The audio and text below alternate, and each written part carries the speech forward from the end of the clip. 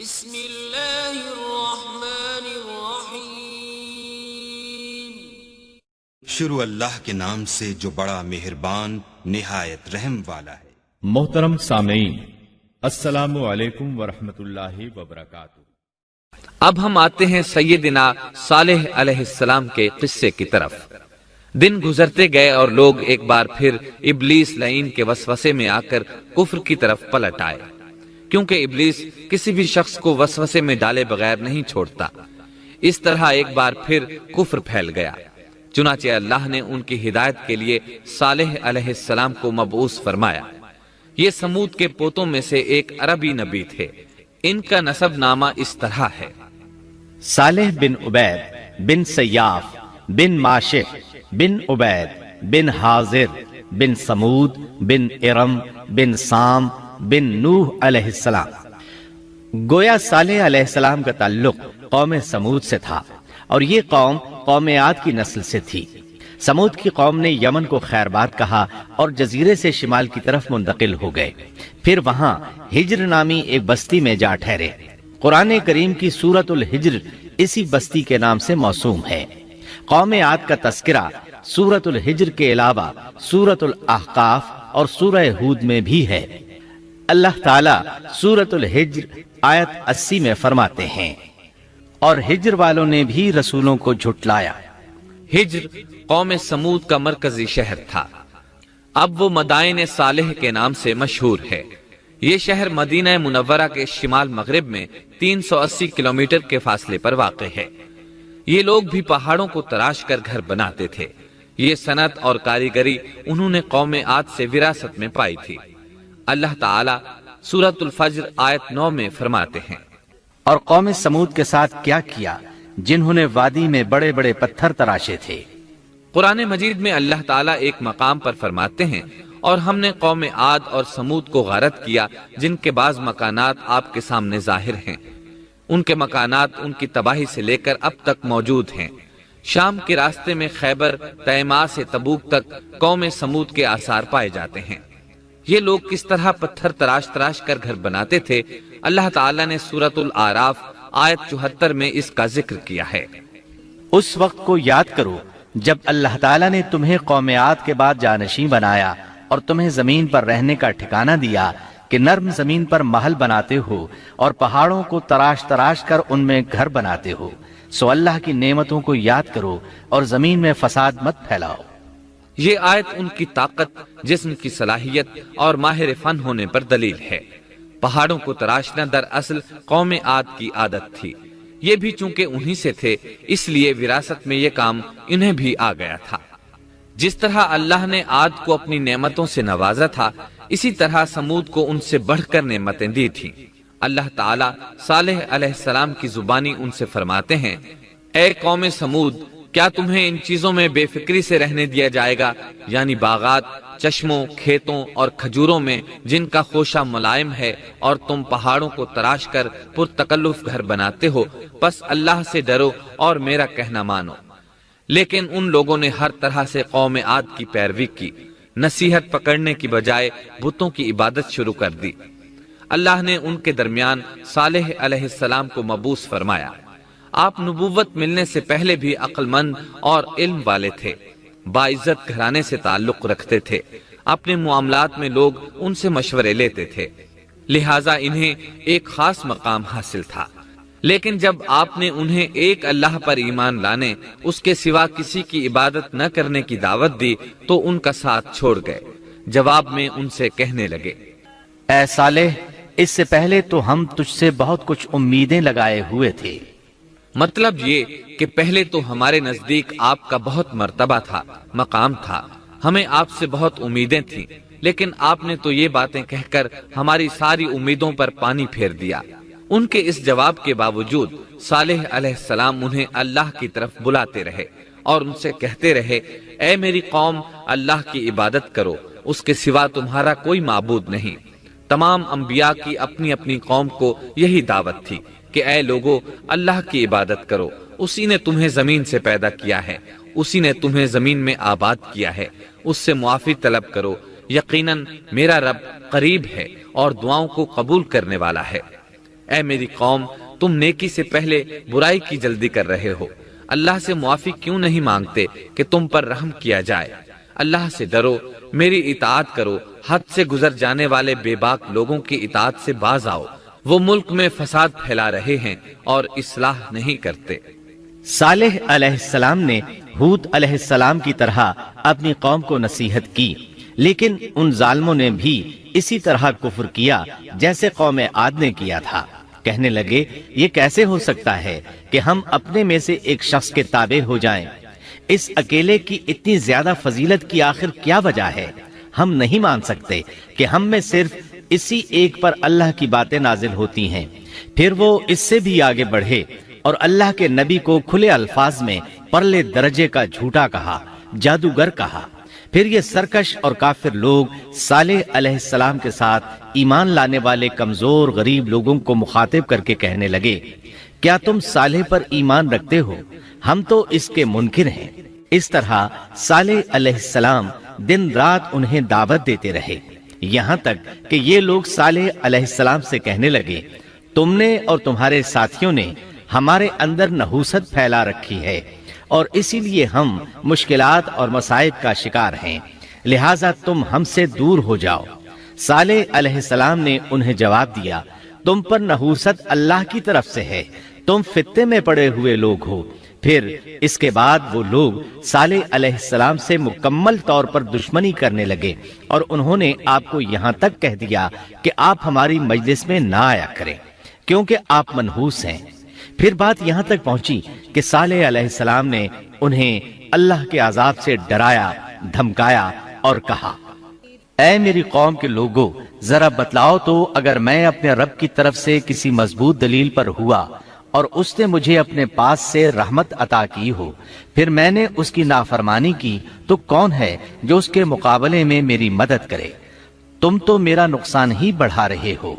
یعنی فرض کرو اگر میں حق پر ہوا اور یقیناً میں حق پر ہوں اور اللہ تعالیٰ نے مجھے اپنی نبوت سے بھی نوازا ہے، پھر بھی میں تمہاری باتوں میں آ کر اس کی نافرمانی کروں تو بلا شبہ اس وقت میں گھاٹے میں ہوں گا اور تم بھی خسارہ پانے والے ہوگے۔ اس پر وہ ظالم لوگ مقابلے پر اتر آئے، کہنے لگے، اگر تو سچا ہے تو کوئی معجزہ لے آ، لیکن وہ معجزہ ہماری مرضی کے مطابق ہو، اس صورت میں ہم ضرور ایمان لے آئیں گے۔ آپ ایسا کریں کہ بستی کے کنارے پتھریلی چٹان میں سے دودھ دینے والی 10 ماہ کی حاملہ اونٹنی نکالیں، اس کا رنگ سرخ ہو۔ صالح علیہ السلام سے یہ مطالبہ کر کے وہ سردار لوگ ایک طرف بیٹھ گئے اور مذاق اڑانے لگے۔ ایک کہنے لگا اونٹنی 10 ماہ کی ہو، حاملہ ہو، دوسرا کہنے لگا لازمی طور پر اس کا رنگ سرخ ہو، پھر ایک تیسرا سردار بولا اس کی کھال پر بہت زیادہ اون ہو، چوتھا بولا موٹی تازی ہو، ہم نے پہلے اس قسم کی اونٹنی دیکھی نہ ہو، پانچواں بولا وہ اتنی بڑی ہو کہ اکیلی ایک دن تمام کنویں کا پانی پی جائے اور دوسرے روز ہم پیئیں۔ یہ لوگ اسی طرح مذاق اڑا رہے تھے کہ صالح علیہ السلام نے ان سے کہا، اگر تمہاری مطلوبہ اونٹنی تمہیں مل جائے تو کیا تم ایمان لے آؤ گے؟ سب نے مل کر کہا، ہاں ضرور لے آئیں گے۔ صالح علیہ السلام نے فرمایا، تب تم ایک دن سب لوگوں کو جمع کر لو۔ مقررہ دن وہ لوگ جمع ہو گئے۔ ان کی موجودگی میں صالح علیہ السلام نے اللہ سے دعا کی، زمین پر زلزلہ طاری ہوا، ان کی آنکھوں کے سامنے چٹان پھٹی اور اس سے بالکل ویسی ہی اونٹنی نکلی جیسا کہ ان کا مطالبہ تھا۔ انہوں نے اپنی زندگی میں ایسی اونٹنی کبھی نہیں دیکھی تھی، اس میں وہ تمام صفات موجود تھیں جن کا ذکر ان لوگوں نے کیا تھا۔ اللہ تعالیٰ صالح علیہ السلام کی زبانی سورہ ہود آیت 64 میں فرماتے ہیں، اے میری قوم، یہ اللہ کی بھیجی ہوئی اونٹنی ہے، یہ تمہارے لیے ایک معجزہ ہے، اب تم اسے اللہ کی زمین میں کھاتی ہوئی چھوڑ دو اور اسے کسی طرح کی تکلیف نہ پہنچاؤ، ورنہ فوری عذاب تمہیں آ پکڑے گا۔ اس اونٹنی کو چونکہ کسی اونٹنی نے جنم نہیں دیا تھا، اس لیے اس کو ناقۃ اللہ یعنی اللہ کی اونٹنی کہا گیا۔ پھر صالح علیہ السلام نے فرمایا، لوگو سن لو، ایک دن یہ اونٹنی پانی پیے گی، ایک دن تم پیو گے، تم میں سے کوئی اسے تکلیف نہ پہنچائے، ورنہ اللہ کا بدترین عذاب تم پر نازل ہوگا۔ سورۃ القمر میں اللہ فرماتے ہیں، بے شک ہم اونٹنی کو ان کے لیے آزمائش بنا کر بھیج رہے ہیں، تم صبر کے ساتھ ان کے انجام کا انتظار کرو۔ اس نشانی کے ظہور کے بعد اللہ تعالیٰ نے صالح علیہ السلام کو مخاطب کر کے فرمایا، تم اب دیکھتے رہو کہ ان کا انجام کیا ہوتا ہے، ان کی سختیوں پر صبر کرو، ان سے کہہ دو کہ پانی پر ایک دن ان کا اختیار ہوگا اور ایک دن اس اونٹنی کا، خبردار کوئی زیادتی نہ کرے اور اس اونٹنی کو پانی پینے سے نہ روکے۔ سورۃ الشمس میں اللہ تعالیٰ فرماتے ہیں کہ ان سے اللہ کے رسول نے فرما دیا تھا کہ اللہ کی اونٹنی کی اور اس کے پانی پینے کی باری کی حفاظت کرو، یعنی اسے نہ تو پانی پینے سے روکو اور نہ ہی اسے کوئی تکلیف پہنچاؤ۔ اس معجزے کو دیکھ کر لوگ دو گروہوں میں بٹ گئے۔ بہت کم لوگوں نے صالح علیہ السلام کی پیروی کی، ان پر ایمان لائے، جبکہ اکثر لوگ پھر بھی اپنے کفر پر ڈٹے رہے۔ اللہ تعالیٰ فرماتے ہیں، ان لوگوں نے خود معجزے کا مطالبہ کیا تھا، لیکن اس کو اپنی آنکھوں سے دیکھنے کے باوجود ظلم پر اڑے رہے اور کفر پر اصرار کرتے رہے۔ سورۃ الحجر آیت 81 میں اللہ فرماتے ہیں، اور انہیں ہم نے اپنی نشانیاں بھی عطا فرمائی تھیں، لیکن پھر بھی وہ ان سے گردن موڑنے والے ہی رہے۔ اسی طرح سورہ بنی اسرائیل میں اللہ تعالیٰ فرماتے ہیں، ہم نے قوم سمود کو نشان کے طور پر اونٹنی عطا فرمائی تھی، لیکن انہوں نے اس پر ظلم کیا۔ بلا شبہ وہ ایک واضح نشانی تھی، کوئی شخص یہ نہیں کہہ سکتا تھا کہ جادوگروں نے اسے پیدا کیا ہے۔ وہ اونٹنی ان میں موجود رہی، ان کے علاقے میں جہاں چاہتی چرتی، جب کنویں پر پانی پینے جاتی تو سارا پانی پی جاتی، وہ لوگ اس کا دودھ پیتے، دودھ سب کے لیے کافی ہو جاتا۔ ان کی آنکھوں کے سامنے اس نے ایک بچے کو جنم دیا، وہ شکل صورت میں بالکل اپنی ماں جیسا تھا، لوگ اسے دیکھ کر تعجب کرتے، بچہ اونٹنی کے ساتھ رہتا، یہ ایک واضح نشانی تھی، اس پر جادو کا گمان کیا ہی نہیں جا سکتا تھا۔ وہ اونٹنی ایک عرصے تک ان لوگوں میں رہی۔ اللہ فرماتے ہیں، ہم نے قوم سمود کو بطور نشان کے ایک اونٹنی دی تھی، لیکن انہوں نے اس پر ظلم کیا، حالانکہ یہ نشانیاں ہم لوگوں کو ڈرانے کے لیے ہی بھیجتے ہیں۔ وہ لوگ اس اونٹنی کو دیکھ کر متعجب ضرور ہوئے، لیکن ایمان پھر بھی بہت کم لوگ لائے، حالانکہ اس نشانی کے بعد انہیں چاہیے تھا ایمان لے آئیں۔ پھر ایک دن قوم کے سرداروں نے مشورہ کیا کہ اگر ہم نے صالح کو اسی طرح چھوڑ دیا تو کہیں لوگ ہمیں نہ چھوڑ دیں اور صالح کے پیروکار بن جائیں۔ اس اونٹنی نے تو ہمیں مصیبت میں ڈال دیا ہے، ہم پورا ایک دن پانی کو چھو بھی نہیں سکتے، کیونکہ یہ سارا دن پانی پیتی رہتی ہے۔ پھر یہ اس قدر دیو ہیکل ہے کہ اسے دیکھ کر ہماری بکریاں بھاگ جاتی ہیں، اونٹ اسے دیکھ کر خوفزدہ ہو جاتے ہیں، لہٰذا ہمیں چاہیے کہ اس سے چھٹکارا حاصل کر لیں۔ وہ آپس میں مشورہ کرتے رہے، آخر انہوں نے ایک آدمی منتخب کیا۔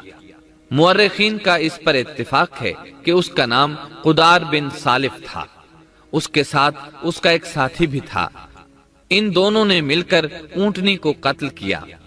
اللہ تعالیٰ سورۃ القمر آیت 29 اور 30 میں فرماتے ہیں، پھر انہوں نے اپنے ساتھی کو بلایا، تب اس نے ہاتھ بڑھایا اور اس کی کونچیں کاٹ دیں، پھر دیکھا ہمارا عذاب اور ڈراوا کیسا تھا۔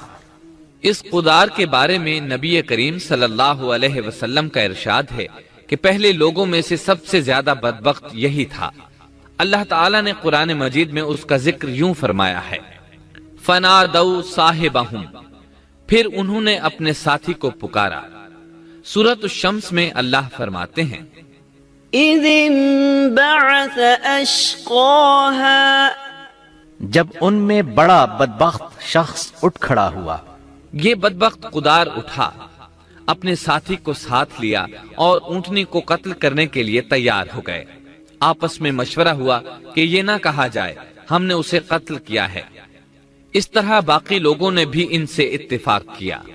اللہ تعالیٰ سورہ نمل آیت 48 میں فرماتے ہیں، اور اس شہر میں 9 آدمی ایسے تھے جو زمین میں فساد کرتے تھے اور اصلاح نہیں کرتے تھے۔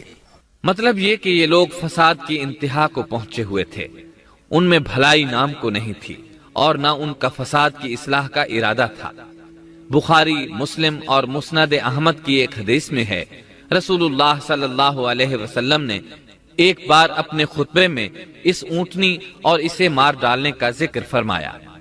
آیت اذم بعثا اشقاہا کی تلاوت کرتے ہوئے فرمایا کہ جیسے ابو زمعہ تھا، اسی جیسا یہ شخص بھی اپنی قوم میں عزیز، دلیر اور بڑا آدمی تھا۔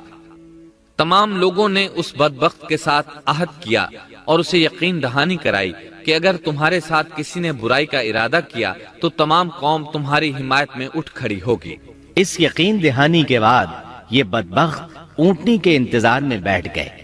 اونٹنی پہاڑ کی طرف سے آتی تھی اور پانی پی کر واپس چلی جاتی تھی، یہی اس کا معمول تھا۔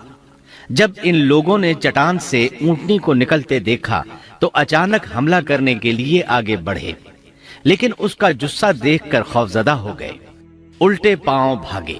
بدبخت قدار نے اپنے ساتھیوں کی یہ حالت دیکھی تو ہنس پڑا اور آگے بڑھ کر اونٹنی کی ران میں تیر مارا۔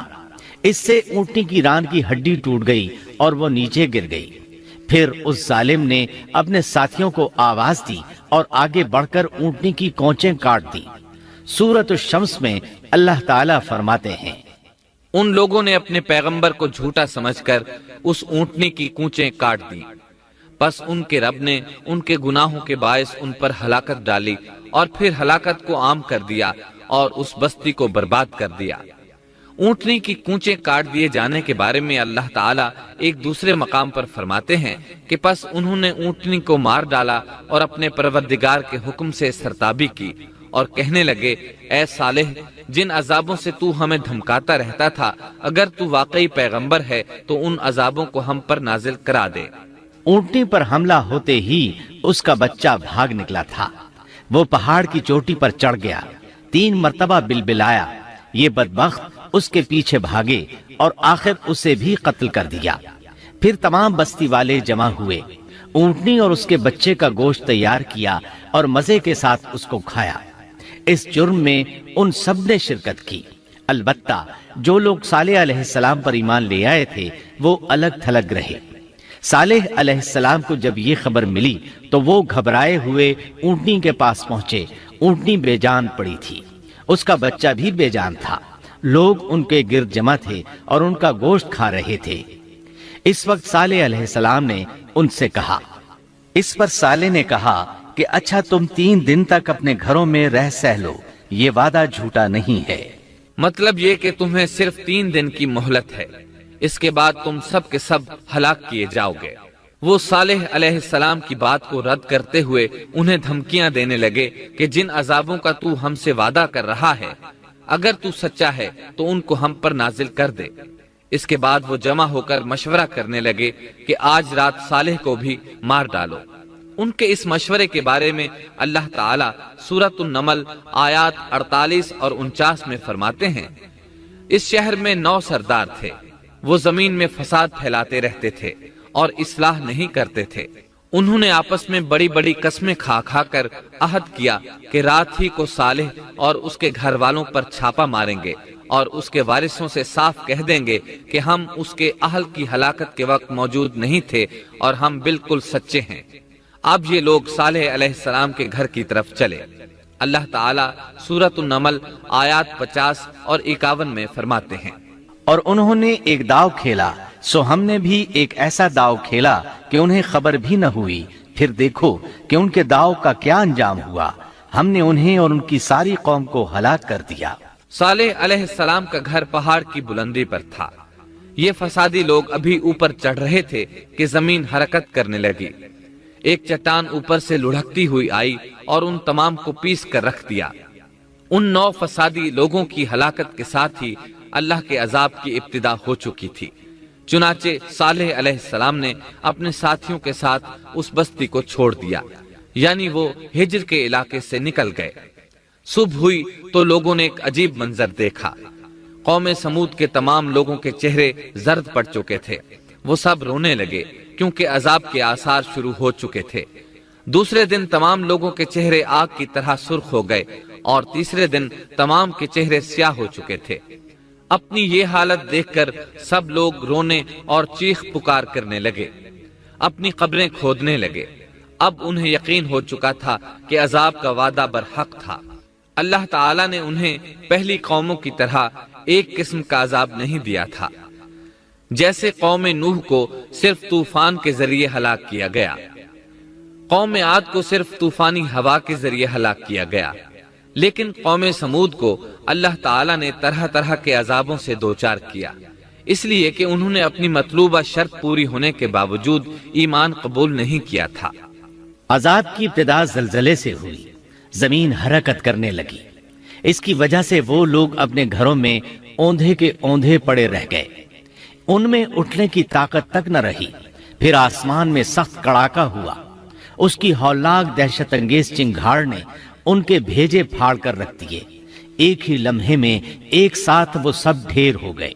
ان کی ہلاکت اور تباہی کو بیان کرتے ہوئے اللہ تعالیٰ سورۃ الذاریات آیات 43 تا 45 میں فرماتے ہیں، اور سمود کے قصے میں بھی عبرت ہے، جب ان سے کہا گیا کہ تم کچھ دن تک فائدہ اٹھا لو، لیکن انہوں نے اپنے رب کے حکم سے سرتابی کی، اس پر انہیں ان کے دیکھتے دیکھتے تیز و تند کڑاکے نے ہلاک کر دیا، پس نہ تو وہ کھڑے ہو سکے اور نہ بدلہ لے سکے۔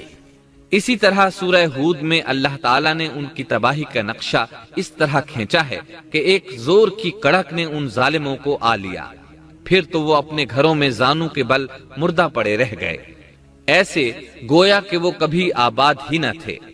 سورۃ القمر میں اللہ نے ان کی رسوائی ان الفاظ میں بیان کی ہے، ہم نے ان پر ایک چیخ بھیجی، پھر وہ ایسے ہو گئے جیسے کانٹوں کی باڑ کا چورا۔ دوسری طرف صالح علیہ السلام اور ان کے ساتھیوں کو اللہ تعالیٰ نے اپنی رحمت سے نجات دی۔ اللہ تعالیٰ سورہ ہود آیت 66 میں فرماتے ہیں، پھر جب ہمارا فرمان آ پہنچا، ہم نے صالح اور ان پر ایمان لانے والوں کو اپنے فضل سے اس سے بچا لیا اور اس دن کی رسوائی سے بھی، یقیناً تیرا پروردگار نہایت توانا اور غالب ہے۔ اس قوم کے آثار آج تک باقی ہیں، مدینہ منورہ کے شمال مغرب میں ان کے گھر موجود ہیں۔ اب یہ علاقہ مدائن صالح کے نام سے مشہور ہے۔ سورۃ النمل میں اللہ تعالیٰ فرماتے ہیں، پس یہ ان کے گھر ہیں جو ان کے ظلم کے سبب ویران پڑے ہیں، بے شک اس میں دانش مندوں کے لیے نشانیاں ہیں۔ اللہ تعالیٰ نے ان کے نشانات کو آج تک باقی رکھا ہے تاکہ بعد میں آنے والوں کو یقین ہو جائے اور کسی قسم کا شک نہ رہے۔ عذاب کے آثار نمودار ہونے پر صالح علیہ السلام نے ان سے فرمایا تھا، اے میری قوم، میں نے تمہیں اپنے پروردگار کا حکم پہنچا دیا تھا اور میں نے تمہاری خیر خواہی کی، لیکن تم لوگ خیر خواہوں کو پسند نہیں کرتے۔ اس کے بعد صالح علیہ السلام اپنے ساتھیوں کے ساتھ وہاں سے ہجرت کر کے فلسطین آ گئے، وہیں رملہ نامی بستی میں رہنے لگے اور یہیں آپ کی وفات ہوئی۔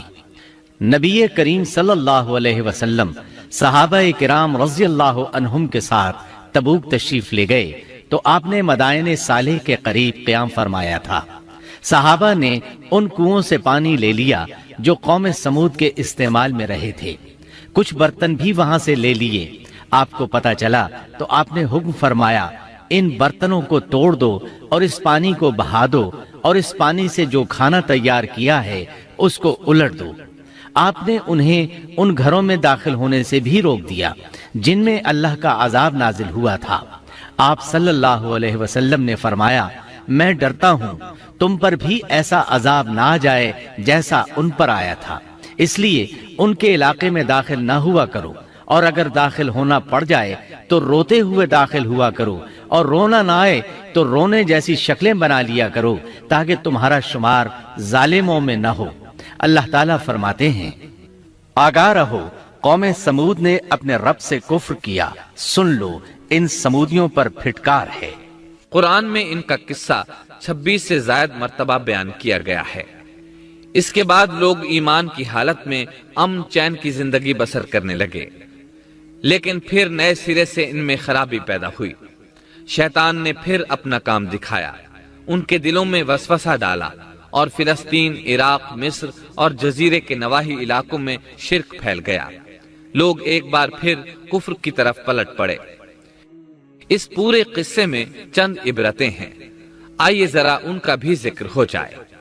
اللہ تعالیٰ کی اونٹنی اگرچہ سیدنا صالح علیہ السلام کی نبوت کا ایک نشان تھی، ان کی سچائی کا ثبوت تھی، لیکن قرآن کریم کی وضاحت یہ ہے کہ وہ قوم سمود کی آزمائش کے لیے تھی اور وہی ان کی ہلاکت کا نشان ثابت ہوئی، جیسا کہ سورۃ القمر میں اللہ تعالیٰ فرماتے ہیں، بے شک ہم اونٹنی کو ان کی آزمائش اور امتحان کے لیے بھیجنے والے ہیں، پس تو ان کے انتظار میں رہ اور صبر اختیار کر۔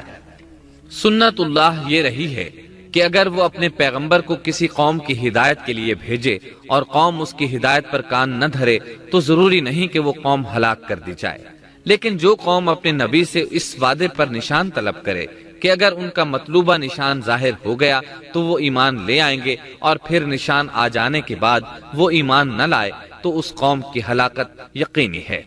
اللہ تعالیٰ پھر اس قوم کو معاف نہیں کرتے جب تک کہ وہ تائب نہ ہو جائے اور اللہ کے دین کو قبول نہ کرے، یا عذاب الہی سے صفحہ ہستی سے مٹ کر دوسروں کے لیے عبرت کا نشان بن جائے۔ لیکن اس سنت سے نبی کریم صلی اللہ علیہ وسلم کی امت مستثنا ہے، اس لیے کہ آپ صلی اللہ علیہ وسلم نے وضاحت فرمائی ہے، میں نے اللہ تعالیٰ سے دعا مانگی ہے کہ اللہ تعالیٰ میری امت میں عذاب عام مسلط نہ فرمائے، اور اللہ نے میری دعا قبول فرما لی۔ قرآن میں اللہ تعالیٰ نے نبی کریم صلی اللہ علیہ وسلم کی اس بات کی یوں تصدیق کی ہے، اے رسول، اس حال میں کہ تو ان میں موجود ہے، اللہ تعالیٰ ان کافروں پر عذاب مسلط نہیں کرے گا۔ اور یہ ایک خطرناک غلطی ہے، نفس کا دھوکہ ہے کہ انسان عیش و عشرت اور دنیاوی جاہ و جلال کو دیکھ کر یہ خیال کر بیٹھے، یہ گمان کر لے کہ جس قوم یا فرد کے پاس یہ سب کچھ موجود ہے وہ ضرور اللہ تعالیٰ کے سائے میں ہے، اور یہ کہ ان کی یہ خوش عیشی اس بات کی علامت ہے کہ اللہ تعالیٰ کی خوش نودی ان کے ساتھ ہے۔ یہ نفس کا دھوکہ ہے، غلط فہمی ہے، بلکہ کج فہمی ہے۔